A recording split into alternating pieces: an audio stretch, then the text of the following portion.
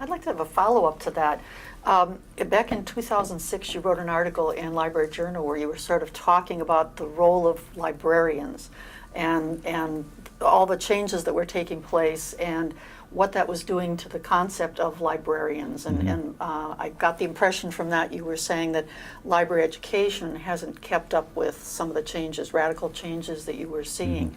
And today, every now and then you talk about librarians, and then sometimes you'll say people working in libraries. Yes. So could you talk a little bit about the future of librarians? Yeah. So that 2006 Library Journal article was entitled "Raised by Wolves: Raised by Wolves. The New Feral Professional in the Academic Library." And I was really addressing 4 trends. One was my observation in the academic library community. We're seeing a growth in the number of individuals filling traditional librarian positions without the benefit of the master's degree in library science, and those tended to be specialized positions. Tibetan studies librarian was one of the examples I used from my Columbia experience. Second, I also referenced the expanding roles and responsibilities of the library: educator, publisher, systems. And so we're hiring web developers, instructional technologists, fundraisers, human resource people. And if you look at the suite of professionals that work in libraries of all types, academic and public, I will argue that you will find a growing percentage of individuals in professional assignments who have credentials and degrees from a variety of other fields. The third point I made was, over time, I have observed that the things that librarians used to do are now being carried out by paraprofessional support staff and student staff. And so I've elevated, in many cases, the librarian to play a larger external virtuoso role in the community, which is a good thing. And fourth, I observed that a growing number of individuals were coming into the profession through not through resident library degree programs, but through online degree programs. And I was not casting negative views on any 4 of those developments, but observing those 4 developments and wondering what that meant in terms of the socialization of individuals into an academic library community.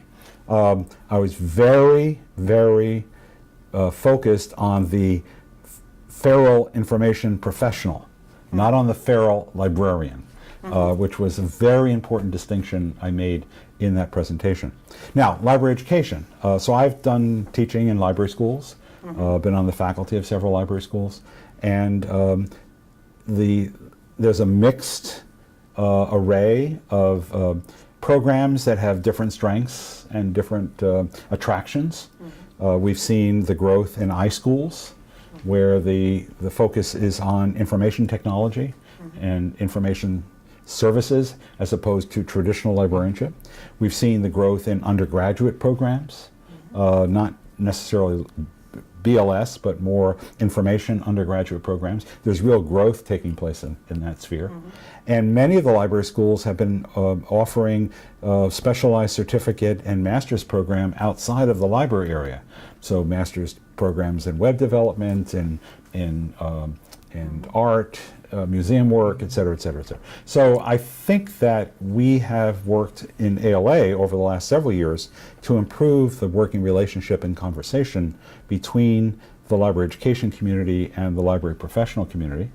We've just worked on a new set of recommendations to improve the process and communication around accreditation. And we have another task force which is working on what will the library profession look like in 10 years. Therefore, as we develop new standards for accreditation, how will they support that new set of professional expectations 10 years from now? So there's a variety of things going around the future of library education and professional preparation. And you've just been elected, congratulations, President of the American Library Association. I assume you've seen that as a positive. Oh, absolutely, absolutely. But you've already done so many things with so many different organizations. And we're facing a very crucial time. So looking at specifically what your thoughts are, what your goals would be for the next year for ALA, if we can start at that. Sure. I think one of our major challenges, and I did mention it briefly in my presentation this morning, is the challenge of diversity and inclusion in our field. We 10, 15 years ago recognized this serious shortcoming. We took a number of steps to try to grow the representation of individuals from underrepresented groups, librarians of color, in our field. I was involved in launching and fundraising for the Spectrum program, which is designed to help individuals from underrepresented groups to pay for their library education. And a couple of years ago, we were shocked to find out that over the past decade, the number of individuals, librarians of color in our field, had actually gone down. That's amazing. It is. Really good. So I think there are a couple things going on. One, it is a competitive environment for really good students. So we need to get into high schools and colleges to really demonstrate that this is a career and that it can be a very enriching career. And I think that important pipeline type of investment is going to be critical. As students get into library education, we need to make sure that those programs are challenging, they're interesting, that we help deal with the financial challenges of graduate education. And once they've graduated, we need to make sure there are jobs for them to proceed into, and not just a job, but jobs that are interesting, have good work, that are in organizations that are not hierarchical and bureaucratic, and which frustrate people and ultimately, I think, encourage people to move out of the profession, because the competition for high quality individuals to work in our field is high, and fields which sit around us are going to be successful. I think salary compensation is an issue. Yeah. I think benefits is an issue. I think quality of work life, being able to work with interesting people and interesting projects, all those things need to be upgraded. So that's number one. Number two is, I think we have seen over the last several years ALA presidents build a libraries transform strategy, that we truly have an impact in the communities that we serve. We do have an impact in sort of the national areas of national agenda, education, research, social justice. And now the current president has extended that to talk about expertise in the library, that we're someone who should be called upon to step in and help organizations, individuals, groups, to have the information they need to make good decisions. My thrust, my extension of that, is what I call libraries lead. I think one of the challenges we face in the next period is making sure that we who work in this field have the ability not only to lead within our organizations, and I'm not talking about directors, I'm talking about everyone having a leadership sphere and impact in their organizations, but being leaders in the communities that we serve, on the campus, in the city, in the corporation, at the hospital.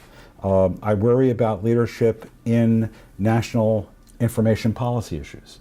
I think that's one of the major gaps that we're facing at the very time these information policy issues are becoming more politicized and much more complex. Someone who has the chutzpah, the knowledge, the savviness to go into a congressional office and have the message and influence behavior. I think that's a big issue going forward. So how do we provide leadership opportunities, growth opportunities for people in our profession? I think that's one of the things that we'll be focusing on in the next year. I wanted to mention a couple of other things for just quick comments. We do have a new Librarian of Congress. Yes, and I worked with Carla in Baltimore when I was at Johns Hopkins. So Excellent. I had a very good, close working relationship with her. Well, most people seem to be very happy and Yes. feel that this is a positive. Yes. But one thing that has come up in some of the discussions has been the future of the Copyright Yes. Office. So as head of ALA, how do you see that issue, and do you think it will become an issue in the coming year? Definitely. I've been working on copyright for the last 2 decades.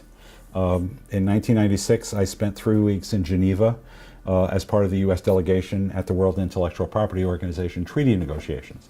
That was an eye-opening experience.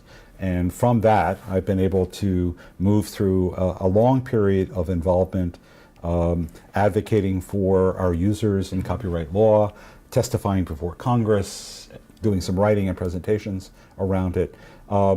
And one of the challenges I see moving into the ALA presidency is building a relationship between the American Library Association and the Library of Congress. It's weak today. I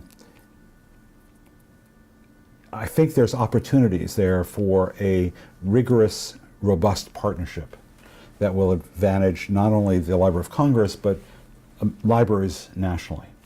And one of the areas of great concern in the library community is the future of our copyright law, and the effectiveness of the Copyright Office. And I spoke to this, with several comments I made this morning, in that as information has moved online, our copyright law generally does not reflect the reality of working in a networked information environment. And I served on a group called the 108 Study Group. 108 is that section of the copyright law that enables exceptions for libraries. And we wanted to revise and upgrade that law. But the 20 people who worked for 3 years on that 108 study group, representing all sectors of interest in the community, could not really come to agreement around how to achieve that transition. And so we have worried in the library community that opening up the copyright law would subject us to real high risk in terms of the exceptions and limitations that we've enjoyed to get our work done, but also the general application of fair use. And so the location of the Copyright Office and the leadership of the Copyright Office is absolutely critical. There's been some movement to move the Copyright Office out of the Library of Congress and to put it with Commerce. I think that would be a bad idea. I think there's value in the chief knowledge organization in our national government continuing to provide oversight for how information is managed from a legal perspective. And I think the director of the Copyright Office needs to have a balanced view, not swinging to either side, but copyright law in this country works best when it is balanced. And the director of that Copyright Office should have that balanced strategy. So we'll be working very closely with the Library of Congress, we ALA. We're part of a Library Copyright Alliance, which brings together a number of organizations, and we'll be in conversation, as I'm sure the media and publisher community will be as well, with the Library of Congress to really move the leadership forward for that important office. Another thing that you brought up this morning in the Q&A following your presentation was the current situation for K-12. So looking at certainly your position as president as well as just as one of the leaders in our field, could you comment? I mean, we've talked a lot about the needs of academic libraries, but there's that. But there's a continuity here that we need to value, an ecosystem of libraries, if you will, where we see the school library community as foundational. That's where young people get their basic understanding of literature, the understanding of how to locate information. And over time, from kindergarten or even preschool through high school, the level of knowledge and sophistication prepares them for life, for careers, for successful higher education experiences. And if that piece of the puzzle is weakened, as I believe we're seeing it happen today, then that throws the rest of the ecosystem into some difficult space. And it's not universal, but we're seeing communities and states that are closing school libraries. We're seeing them move the school librarians out of the library into other type of administrative roles. We're seeing them staff the school libraries with individuals who do not have the educational credentials. Some states have legislation that mandate school libraries, that mandate the credentials of the school librarians. Those states have generally done better than the states that do not have that sort of that state legal infrastructure. We also have a very important piece of federal legislation, Every Student Succeeds Act, ESSA, which has built into it the potential for significant funding for school libraries. And we're now in the process, we meaning the American Library Association and others, are involved in working state by state to make sure that at that level we've got state guidelines in place. So as states begin to apply for those funds, there is a clear opportunity and provision within their regs, their regulations, to direct some of those funds into school libraries. So on one hand, we're having this sort of horrific problem around the loss of school libraries and school librarians. On the other hand, we've got some good models in some states where that's being protected. And at the national level, we're seeing some progress in new funding to support the work of school libraries.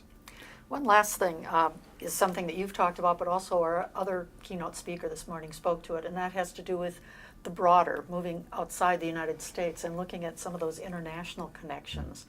And a lot of the issues we've been talking about, whether it's copyright or funding or whatever, are really global issues today. Yes, they are. So could you comment on that? Just Yeah. one last area. Yeah, so I've worked very closely in the international community, largely through IFLA, but the institutions at which I've worked over the years all have had very active, strong international relationships and partnerships. Just a couple weeks ago was at a meeting at Harvard between a group of U.S. library leaders and Chinese library leaders talking about the working relationships between the two countries and what were the common grounds that we could work on and develop.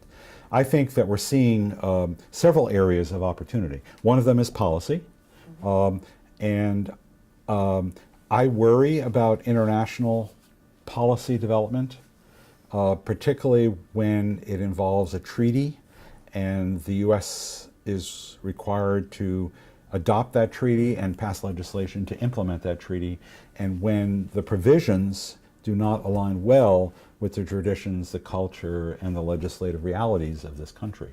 We saw that when the terms of protection for copyright were increased in Europe from 50 to 70 years. We had the similar movement in this country. We had database legislation to protect databases in Europe. We had database legislation introduced here, which we eventually killed off, thankfully. We now have the Marrakesh Treaty to help provide content to print-disabled individuals, and we have to implement that within the states. But there are interesting and important issues and conflicts around that. Telecommunications knows no international boundaries. So network neutrality, as information flows over networks around the world, we could have some real differences in terms of how groups of countries and how individual countries deal with it. The right to be forgotten, which is a very strong movement in Europe, to allow individuals to have information which is online or in publications to be removed. And they're putting a lot of pressure on the companies in the US, like Google, to implement that.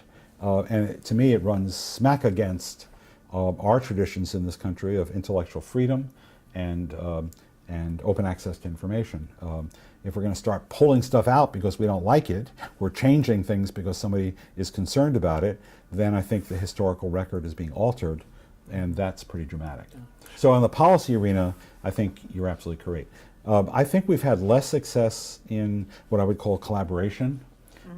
So we have Digital Public Library in the US, and we have Europeana in Europe, and there's other wonderful examples in other groups of countries and libraries, nations around the world, but we're just beginning to look at how to connect those, how to knit those together into something which provides a much richer and more extensive group of digital stuff for our users to have access to.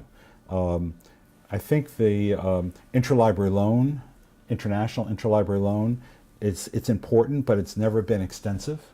And certainly as more and more information is presented online digitally, the demand for access to some of those publications could go down because they're openly available. And Europe has taken in some countries in Europe have taken a more aggressive approach to open access than the United States has.